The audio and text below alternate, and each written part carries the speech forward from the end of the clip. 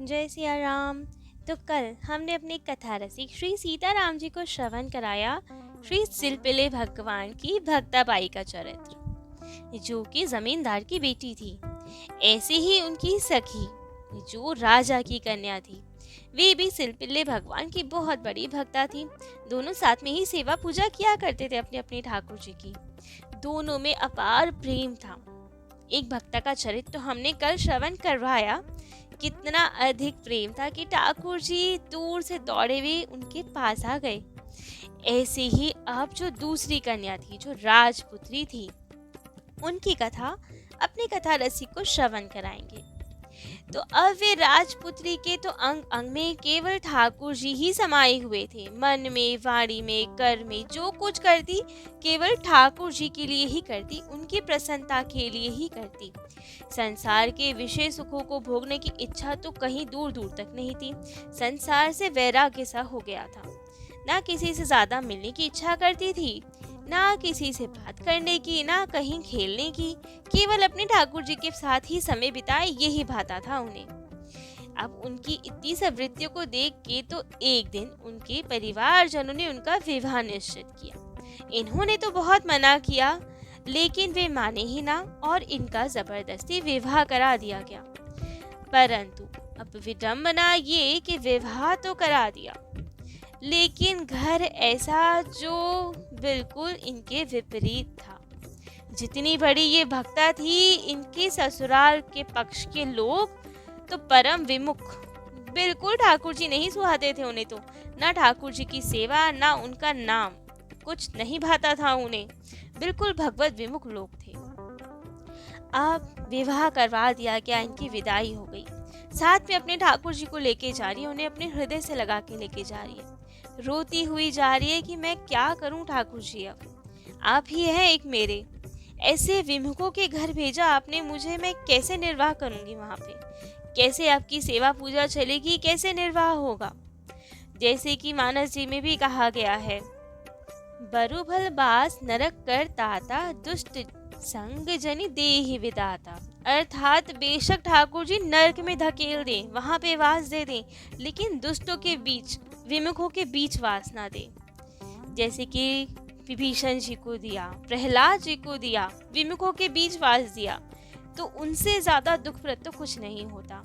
नरक की यातना सही जा सकती है, लेकिन अगर ठाकुर जी के ही कोई विमुख हो, उनके बीच रहना तो असहाय हो जाता है।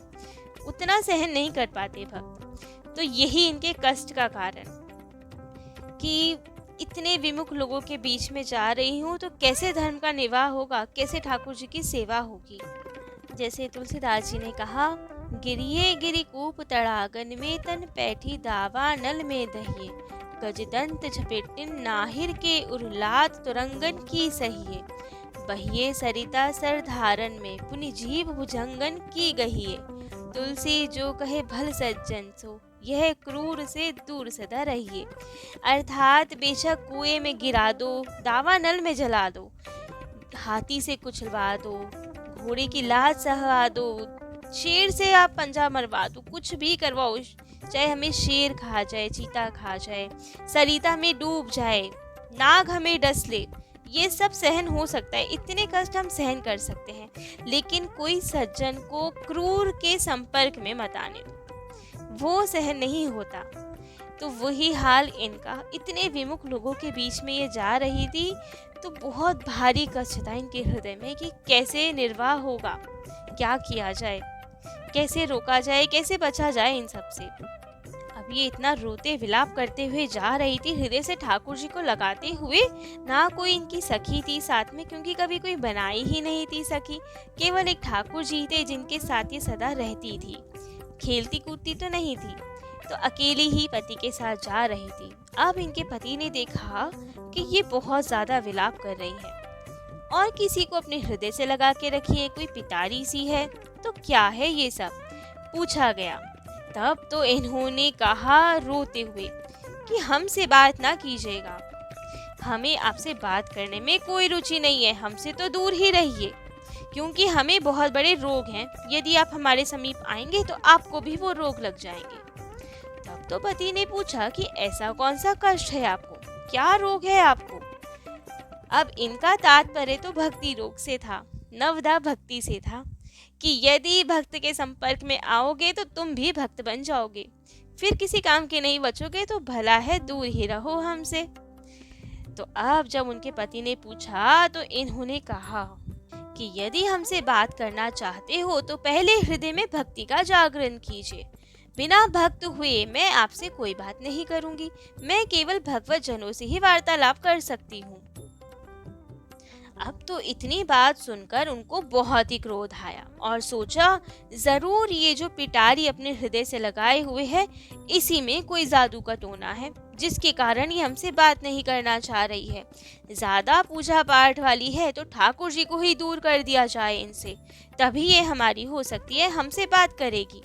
तो अब क्रोधवश खींच कर उनके पति ने वो पिटारी ठाकुर जी सिलपिल्ले भगवान को उससे छीन लिया और रास्ते में जाते जाते वही जो नदी थी उसी नदी में गाड़ी से ही उसको फेंक दिया, उस पिटारी को फेंक दिया और उनके ठाकुर जी श्री सिलपिल्ले भगवान को नदी में फेंक दिया। अब तो ये सब देखकर तो इनको मूर्छा आ गई, इतना तो विरह ये सहन ही ना कर सके, ये तो बहुत जोर की रोई और मूर्छित हो गई। अब तो पति बहुत घबराए कि ये क्या हो गया। मूर्छा दूर की गई, परंतु चेतना होते ही वापस ये बहुत विलाप करती कि मेरे ठाकुर जी कहाँ गए, उनके बिना मैं नहीं रह सकती। खूब विलाप करती कि मेरे ठाकुर जी ला दो, ठाकुर जी के बिना नहीं रह सकती, मेरे सिलपिल्ले भगवान कहाँ हैं। लेकिन वो तो निर्दयी क्रूर व्यक्ति था, भगवत विमुख था, हृदय में करुणा कहाँ से हो। उन्होंने कुछ ध्यान नहीं दिया, ये रोती बिलखती रही, लेकिन वे लोग चलते ही गए अपने घर की ओर। पूरे रास्ते कभी इन्हें मूर्छा आती, कभी ये फिर चैतन्य होती, कभी विलाप करती, कुछ अनजन नहीं ग्रहण किया। घर में भी आए विदाई करा के तो सब देख के हैरान कि इतना क्यों विलाप हो रहा है। इन्होंने सब अन्न जल का त्याग कर दिया। सासू माँ ने ससुर जी ने बहुत पूछा कि क्या हो गया है। तब तो रास्ते की सारी बात बताई गई कि किस तरह इन्होंने हमारे ठाकुर जी को नदी में डाल दिया, हमारे सिलपिल्ले भगवान के बिना हम नहीं रह सकते। बेशक उनके घर में सब भगवत विमुख थे, सास भी, ससुर भी, पति भी, परंतु ये राजकन्या थी तो उसका भय तो था कि यदि इस कन्या को कुछ हो गया तो हम उन्हें क्या उत्तर देंगे, वो तो हमारा सर्वनाश कर देंगे। इसका भय तो उनके घर वालों को था। तो अब सास ससुर ने खूब समझाने की चेष्टा की गई कि आप कुछ अन्न जल ग्रहण कीजिए, जैसे ठाकुर जी चाहिए हम बनवा देंगे आपके लिए, आपकी तो जैसे भी हो सोने चांदी में बनवाएंगे, अच्छे से मणि माणिक के लगवा के, आप चिंता न कीजिए, अन्न जल ग्रहण कीजिए। परंतु इन्होंने कहा कि वो ठाकुर जी थे, कोई वस्तु नहीं थी जो आप सोने चांदी में ले आएंगे, मुझे तो मेरे ही ठाकुर जी चाहिए, वो तो मेरे सर्वस्व थे, मेरे जीवन धन थे, उनके बिना मैं नहीं रह सकती। दिन प्रतिदिन उनका शरीर तो क्षीण होता जा रहा था, विरह व्याप्त जा रहा था, अन्न जल का पूर्णतः त्याग कर दिया था उन्होंने।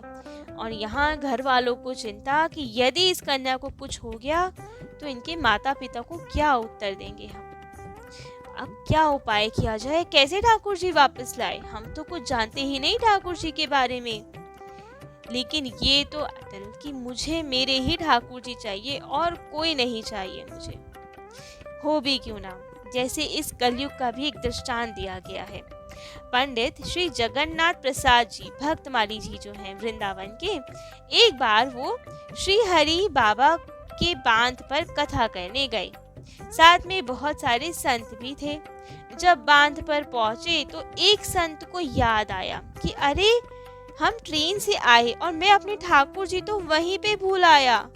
अब ठाकुर जी को लेके तो चले ट्रेन में, अलग से उन्हें खूब सुंदर सीट बनाकर वहां पधराया गया, सेवा पूजा भी चल रही थी।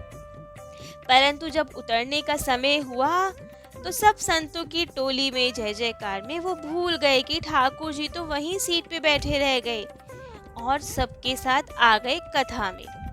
जब कथा स्टार्ट हुई तो उन संत को याद आया कि मेरे ठाकुर जी तो वहीं रेलगाड़ी के डिब्बे में ही रह गए और बहुत विलाप करने लगे।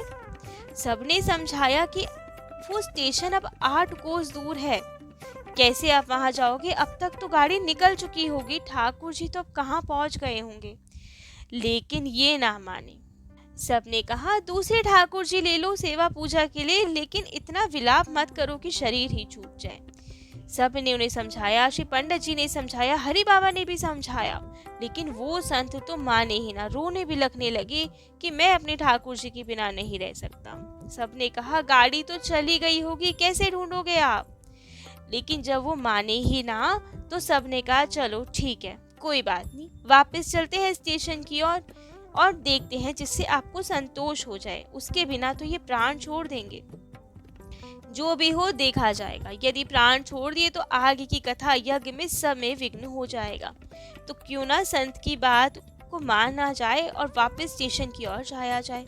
तब तो सभी संत उन संत के साथ आए स्टेशन पे, और संयोग की बात, जब वे स्टेशन पे आए काफी घंटे बीत चुके थे, परंतु वो गाड़ी अभी तक स्टेशन पर ही खड़ी हुई थी। पूछने पर बताया गया कि वहां किसी एक डब्बे में आग लग गई थी, जिससे गाड़ी आगे बढ़ ही नहीं सकी। तब तो वो संत दौड़ते हुए रोते हुए अपने वाले डिब्बे में गए और ठाकुर जी को खोजने लगे। देखा तो ठाकुर जी तो मंद मंद मुस्कुरा के वहीं बैठे हैं आनंद में। तब तो इन्होंने अपने ठाकुर जी को हृदय से लगाया और फिर वापस सब संतों के साथ कथा में आए। तो ऐसे लीलाधारी होते हैं ठाकुर जी। यदि भक्त उनके लिए व्याकुल है ना, तो ठाकुर जी भी निश्चित अपने भक्त के लिए उतने ही व्याकुल रहते हैं। वे अपने भक्तों का साथ, उनका हाथ कभी कभी कभी भी नहीं छोड़ते हैं। तो ऐसे ही था इनके साथ भी। इन्होंने तो कह दिया कि मैं अपने ठाकुर जी के बिना अन्न जल नहीं ग्रहण करूंगी, और कोई ठाकुर जी नहीं चाहिए, मुझे मेरे ही सेवित ठाकुर जी चाहिए। सबने समझाया कि उन्हें नदी में फेंका गया है, नदी स्थिर थोड़ी होती है, अब तक तो वो कहाँ बहकर चले गए होंगे, कैसे ढूंढेंगे इतनी बड़ी नदी में, और नदी में भी चलते चलते फेंका तो कहाँ, कौन से तट पर कैसे फेंका गया, कुछ नहीं कह सकते, कैसे मिलेंगे ठाकुर जी तुम्हें। लेकिन इन्होंने तो हट कर ली कि बिना उनके तो अन्न जल कुछ नहीं खाऊंगी, शरीर का त्याग करूंगी। कल सुबह तक यदि मेरे ठाकुर जी नहीं आए तो मेरा शरीर नहीं रहेगा। सब तो बहुत दुखी कि कैसे इनकी प्राणों की रक्षा हो। तब तो सास ससुर ने कहा कोई बात नहीं, वापस उस नदी के पास चला जाए। अब सब तो आ गए, लेकिन पति को तो बहुत खींच कि सब इसको इतनी इंपॉर्टेंस क्यों दे रहे हैं, मरती है तो मरे, ये कोई तरीका थोड़ी है सब इसकी ही बात मानेंगे और एक पत्थर को ढूंढने पुनः नदी पे आएंगे। उनके लिए तो वो पत्थर ही था ना। लेकिन इनके भावों की, इनके प्राणों की रक्षा करने के लिए सास ससुर आए साथ में, और भी बहुत लोग आए। कुछ भावों के कारण आए, कुछ परीक्षा के कारण आए कि यदि ये अपने ठाकुर जी से प्रेम करती है तो क्या ठाकुर जी भी सच में होते हैं जो अपने भक्तों की परवाह करें कुछ। तो अब वहां इन पे व्यंग कसा गया इनके पति के द्वारा कि इतना ही भक्ति का उदय है तुम्हारे हृदय में, इतनी ही भक्ता बनती हो तो अपने ठाकुर जी को बोलो ना कि नदी से बाहर आ जाए, हम तो तुम्हें नदी तक ले आए, कैसे ढूंढेंगे लेकिन उन्हें। यदि वे सत्य में हैं, ठाकुर जी हैं तुम्हारे, तो उन्हें बोलो कि अब वे नदी से बाहर आए और तुम्हारे पास आए, तब हम मानेंगे कि सच में भगवान होते हैं। अन्यथा तो ये रोना गाना छोड़कर पुनः घर लौटना पड़ेगा तुम्हें और हमारी बात माननी पड़ेगी।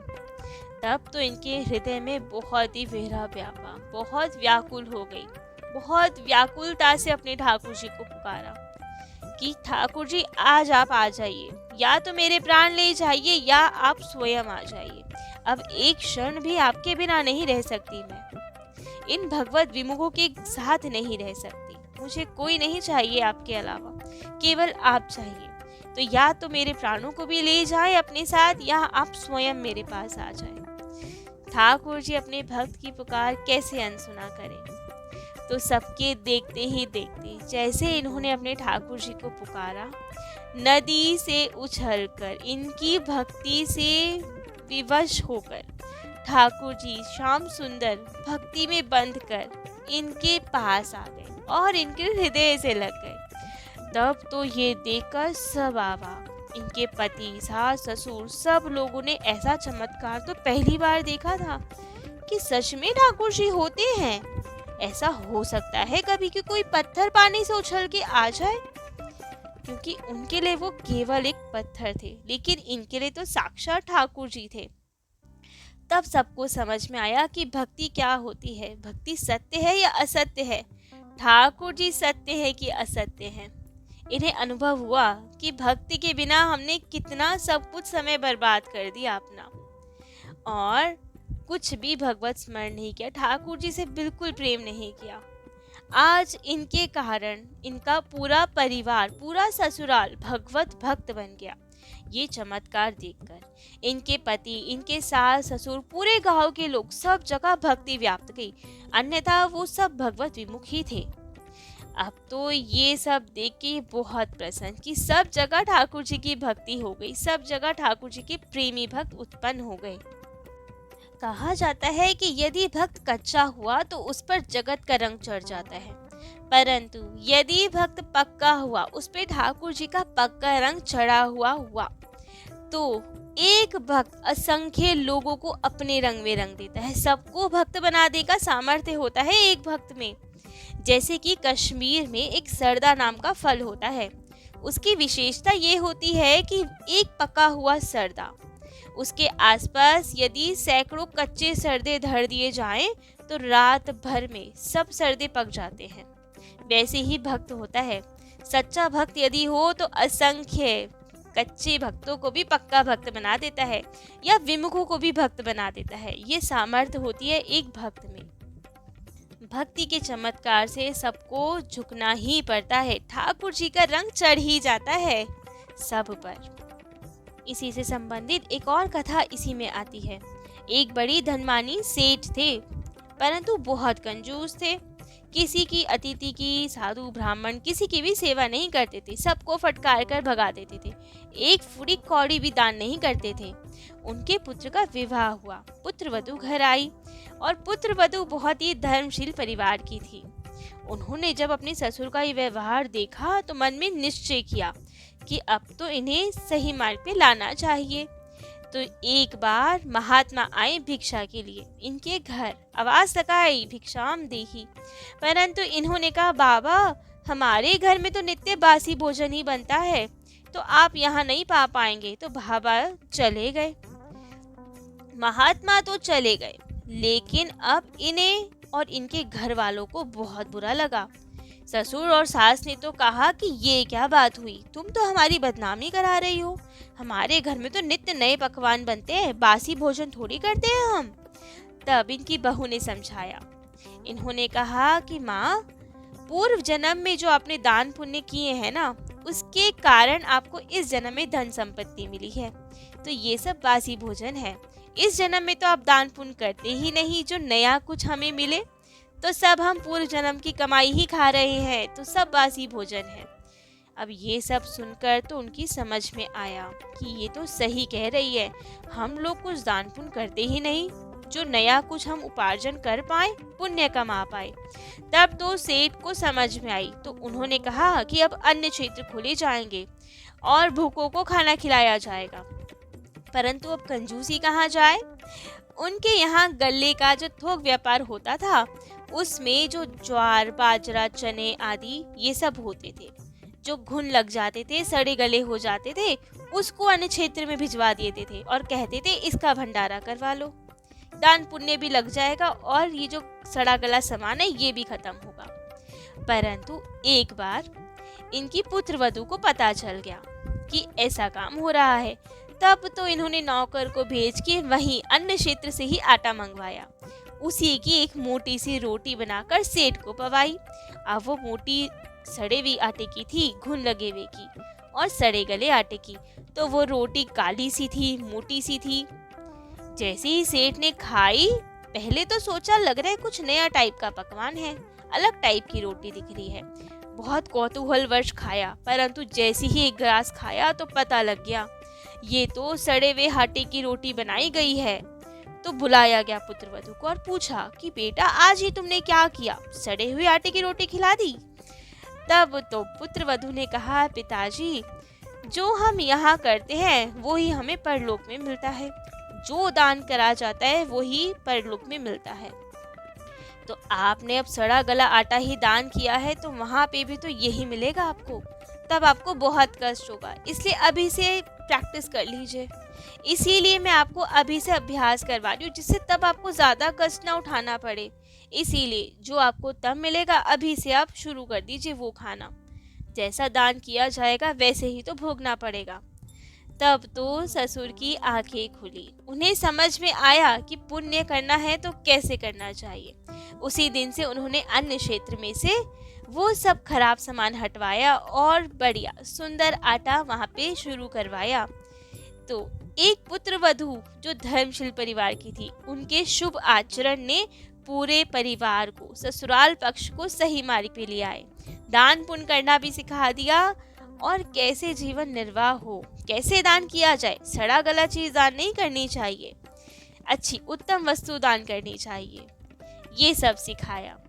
तो वैसे ही ये दोनों भक्ताबाई, जिन्होंने अपने अपने परिवार को भी भक्त बना दिया। राजकन्या ने अपने पूरे ससुराल, अपने पूरे गांव वालों को भक्त बना दिया। और ऐसी ही सेठ की कन्या ने अपने भाइयों के हृदय में भक्ति का जागरण किया। तो आज ये दोनों प्यारी भक्ता सिलपिल्ले भगवान की दो भक्ताबाई का चरित्र यही विश्राम देते हैं। कल किसी अन्य दिव्य भक्ति कथा अपने कथा रसिक श्री सीताराम जी को श्रवण कराएंगे। आज के लिए इतना ही। जय जय श्री सीताराम।